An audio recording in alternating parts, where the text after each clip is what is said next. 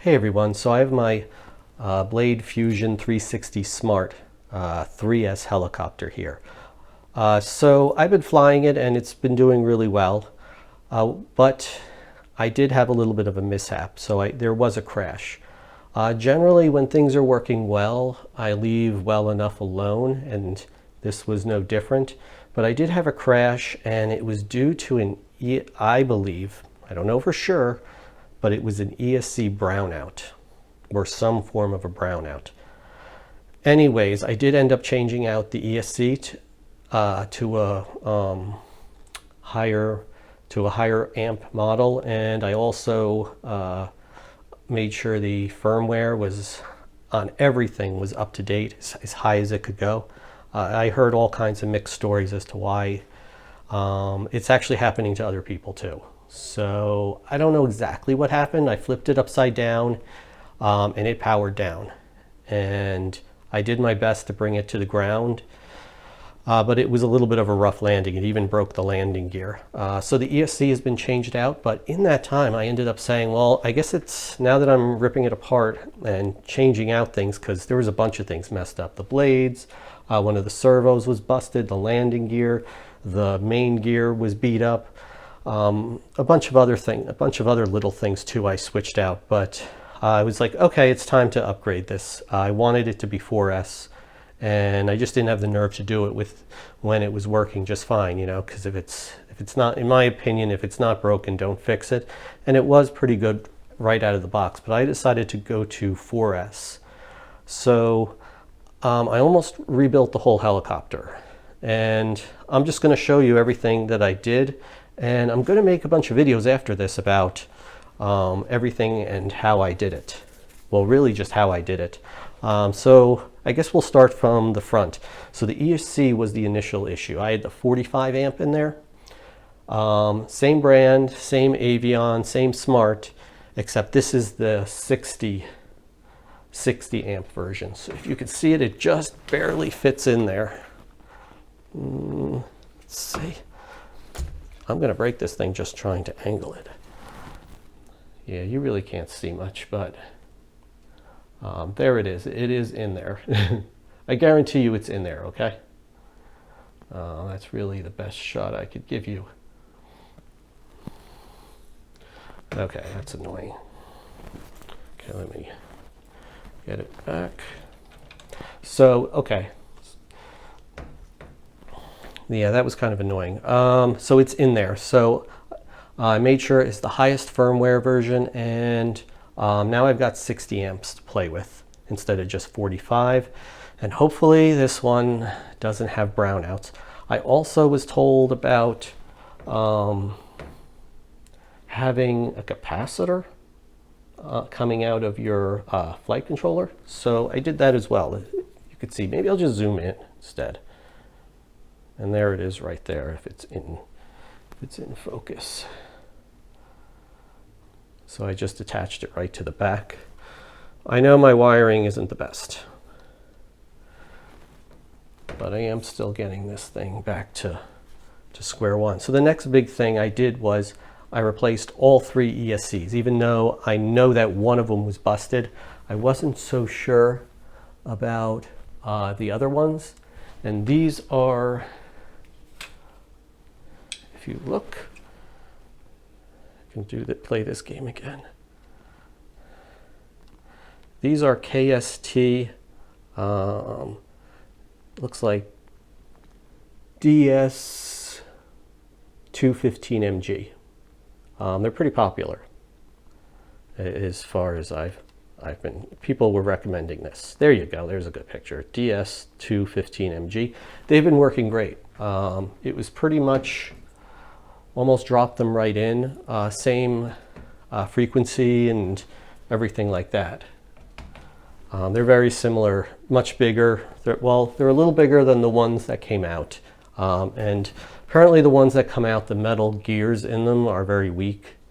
It's like really, really light metal. Light grade metal, I don't know. I've heard that these can take a lot more abuse. So we'll see what happens there. So I replaced all of those. Now, because I went to 4S, I ended up rebuilding the whole tail as well. And I'll show you that in a second. So I went to the metal tail case. Actually, let me just put this down right here. And I'll zoom right in on it. Move it a little bit like so. And zoom in. So yeah, now I've got the metal tail case, metal blade grips. And this is because now with the 4S, it's a little bit heavier in the front because I've got this big 4S pack. So I decided to pretty much add weight to the back. So that was a lot of fun, ripping the whole one out and putting a new one in and then setting up the whole tail again. Yeah. It was more than I'd expected.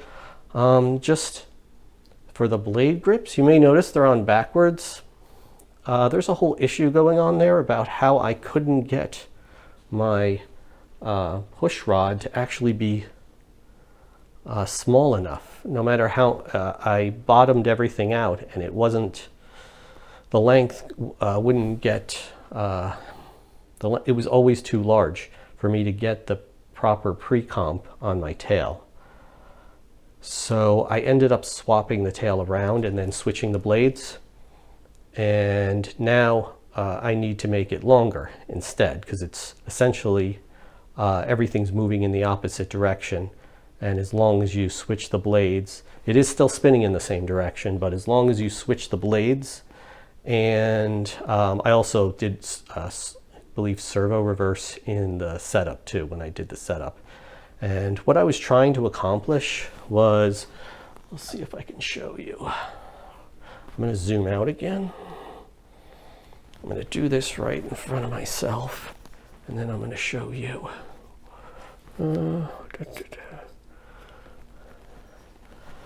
Okay. This is what I wanted to accomplish. See how, okay, get it lined up for you.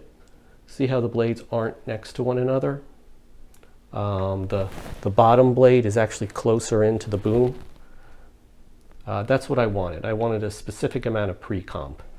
I don't know if the servo's completely centered, but yeah, no, it's not.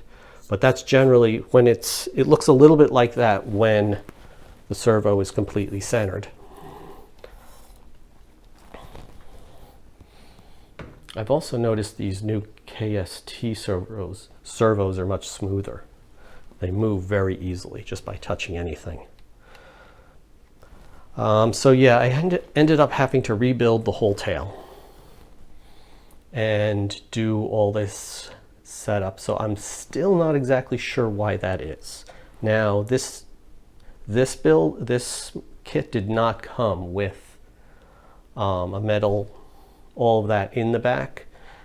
In the tail section, it had a plastic grips, plastic tail. So I don't know, maybe there was just differences there, but it is flying normally and the tail is working really well. In fact, it's probably better than when it came out of the box.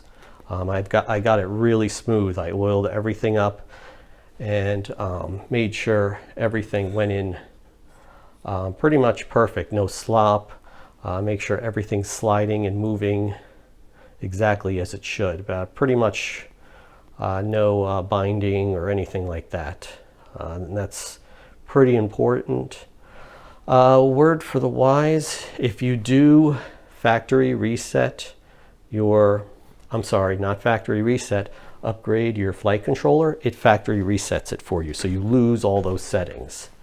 I had a little bit of fun going on the web and trying to find the exact PID settings for both the, I guess it's the cyclic and collective, or basically these servos up here, and then for the tail as well. The tail was probably the biggie. The factory settings for this flight controller, the, what is it, like 6250, are pretty good for the collective and, well, I guess it's the cyclic and the collective and all that. But for the tail, it was awful. So I was able to find those online and it literally fixed the tail immediately. So that's pretty much everything that I did. other than replace a bunch of parts. So I've got 4S here. I did have to change out the connectors for the motor. They were the wrong bullet size for this new ESC. So I did that. Upgraded the firmware on the satellite receiver. So yeah, I did a lot of work. So now it's 4S. It's running about 3,000 RPMs at 70% throttle. That's my idle up, and my idle up 2 is 80%, and it's running almost 4,000.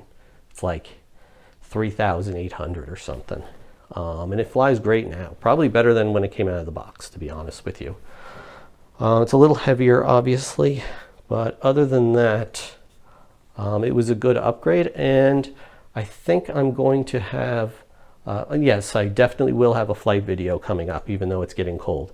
So if you have any questions about what I've done and maybe what else you'd want to see as far as setup, I am going to try to make some setup videos on how I program the ESC, the settings I put into the flight controller to get it to work really good with this model again, because it just comes with generic settings that are pretty good for most models, but it was awful for the tail on this one. Other than that, those are the two things I really programmed, and just obviously I had to do the leveling and all that and everything for the head, and that was actually pretty easy, much easier than I thought, and setting up the tail wasn't too hard either. So I can make videos on that type of stuff if you'd like to see them, so just let me know.